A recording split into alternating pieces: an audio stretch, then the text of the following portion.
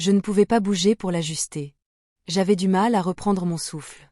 Sa paume appuyait sur mon dos, me dirigeant fermement. J'ai ravalé un bruit qui n'était pas vraiment de la douleur. Pas vraiment. Ça me brûlait, mais pas assez pour l'arrêter. Je me suis appuyée en arrière plus fort. J'avais passé des années sans être touchée. Et puis, j'ai permis cela. Chers spectateurs, êtes-vous prêts à découvrir un amour qui défie les attentes? Kamenkans. Maya n'avait pas prévu de compagnie ce soir-là. La pluie crépitait doucement contre les fenêtres de son appartement, tandis qu'elle repliait une couverture sur le canapé. La pièce était silencieuse, faiblement éclairée par la lueur vacillante de sa bougie préférée, lavant des bois de cèdre, réconfortante et familière. C'était son genre de soirée, un thé à la main, un vieux film déjà lancé, et personne n'avait besoin d'elle. Puis son téléphone a vibré.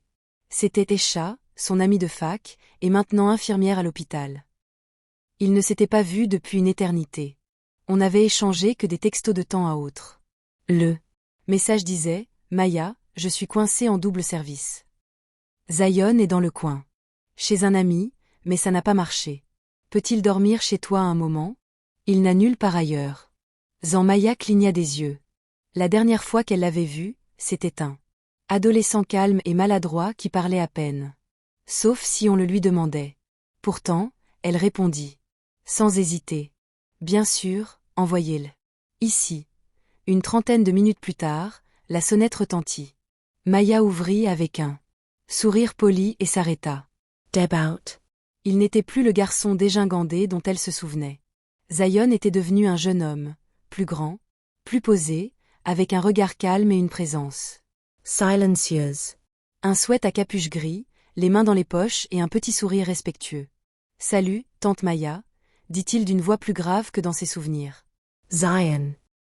Souffla-t-elle, sa surprise sincère. « Waouh, je n'aurais pas deviné que c'était toi. » Elle s'écarta. « Entrez. Vous devez être fatigué. » Il hocha la tête, jetant un coup d'œil autour de lui en entrant. « On se sent paisible ici. Comme les murs. Expirez. » Il rit doucement. C'est une façon poétique de dire que c'est petit.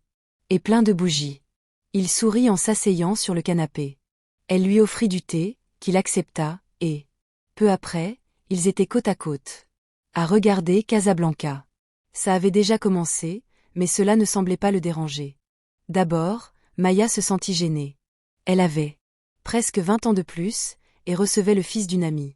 Mais quelque chose dans son immobilité, sa façon de regarder l'écran sans chercher son téléphone ni s'agiter, la mettait mal à l'aise, d'une manière qui n'était pas gênante, juste inhabituelle. « J'aime ça », murmura Zion. « Ça me semble sincère. »« C'est pour ça que j'adore ça », répondit Maya. « Ça ne se précipite pas. Ça laisse les choses aller. » Il se tourna vers elle, comme on le fait. Elle cligna des yeux. « Qu'est-ce que tu veux dire? On ne force pas les choses. On les laisse se dérouler. C'est rare. » Maya ne répondit pas. Leurs mains se tendirent vers le pop-corn en même temps. Leurs doigts se frôlèrent légèrement, sans le vouloir, mais aucun ne les retira. Une subtile conscience passa entre eux, inexprimée, mais ressentie. Elle se dit que c'était de la nostalgie, ou le calme, ou la chaleur du thé. Mais quelque chose avait changé. À la fin du film, ils ne parlèrent pas tout de suite. Le silence était profond, pas gênant. Maya garda les yeux rivés sur le générique, essayant de ne pas trop réfléchir. « Je devrais y aller », dit Zion en vérifiant l'heure. « Il est tard », répondit-elle. « Tu es le bienveno. » La chambre d'amis est prête. Il hésita. « Merci, mais est-ce que ça te dirait qu'on discute davantage? » Ce silence m'a manqué. Bien sûr. Elle le conduisit à la cuisine où une lampe basse projetait une douce lueur. Ils s'assirent l'un en face de l'autre, tenant des tasses de thé. Je ne pensais pas me sentir aussi à l'aise, admit Zion. Pourquoi pas? J'ai haussé les épaules. Je me suis dit que tu me verrais toujours comme le fils des chats, ou juste le type discret dans un coin. Elle a ri. J'ai changé tes couches, tu sais. S'il te plaît, ne me le rappelle pas. Il a ri aussi, baissant la tête. Son rire s'est estompé et quelque chose dans son regard a changé. Ça va? A-t-elle demandé. Il a marqué une pause. Je suppose que je suis juste à la dérive. Finer. L'école a un peu fonctionné. Rien ne va.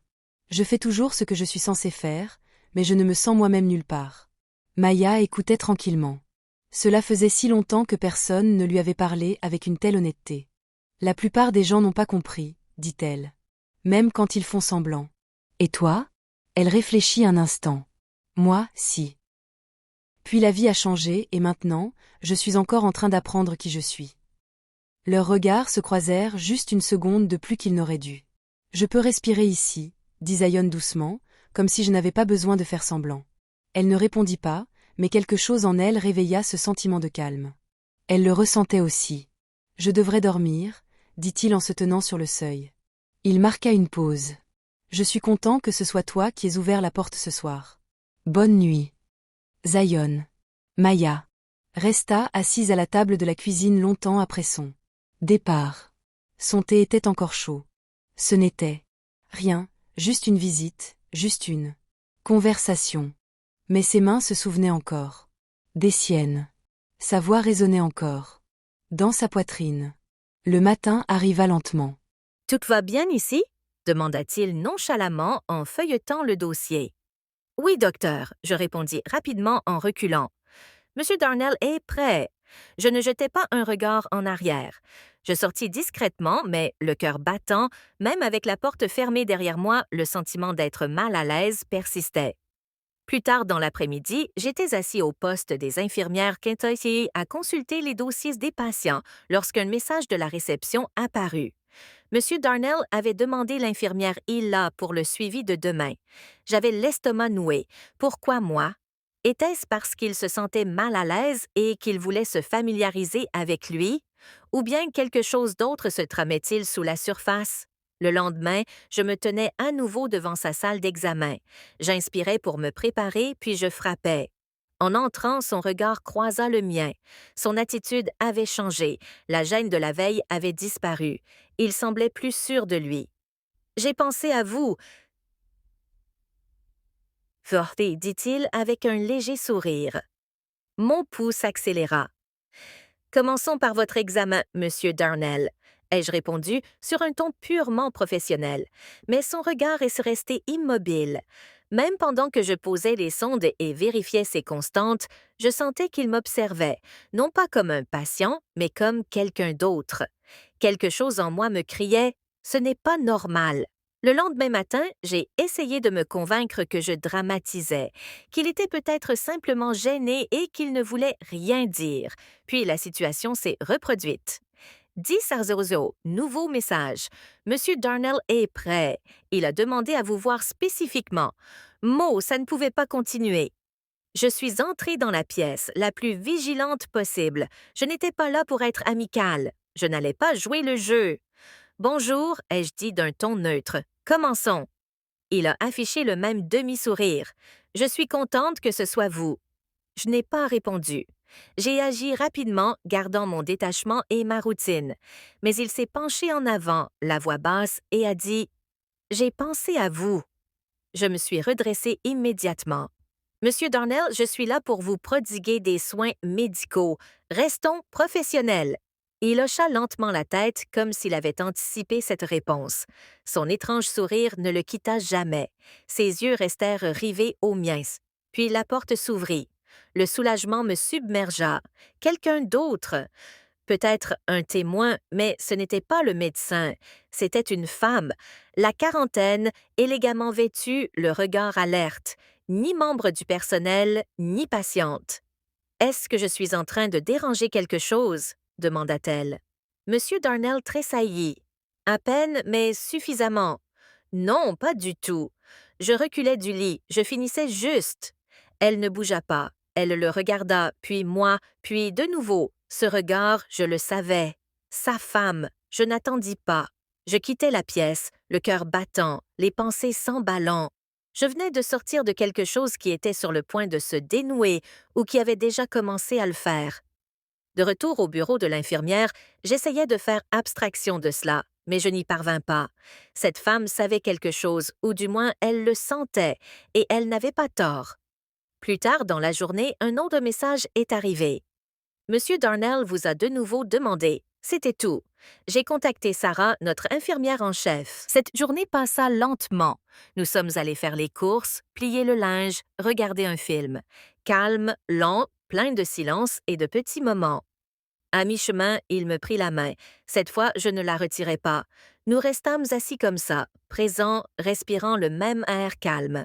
« Tu es la première personne depuis longtemps à m'écouter vraiment, dit-il, à ne pas me traiter comme une gamine idiote. »« Tu ne l'es pas, murmurai-je, et je le vois. » Je levai la main et écartai les cheveux de son front avant de pouvoir me retenir. Il se pencha suffisamment près pour que je sente la chaleur de son souffle.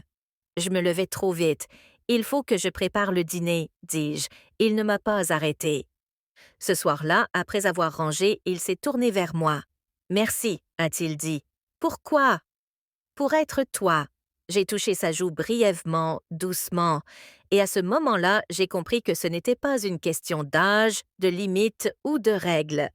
Il s'agissait d'être vu, désiré, connu. Après qu'il soit monté, je me suis assise seule dans le noir. Je n'ai pas essayé de dormir. Je me suis juste laissée aller à ressentir. Il partirait le matin. La vie reprendrait son cours normal, mais rien ne serait vraiment pareil, car j'étais réveillée.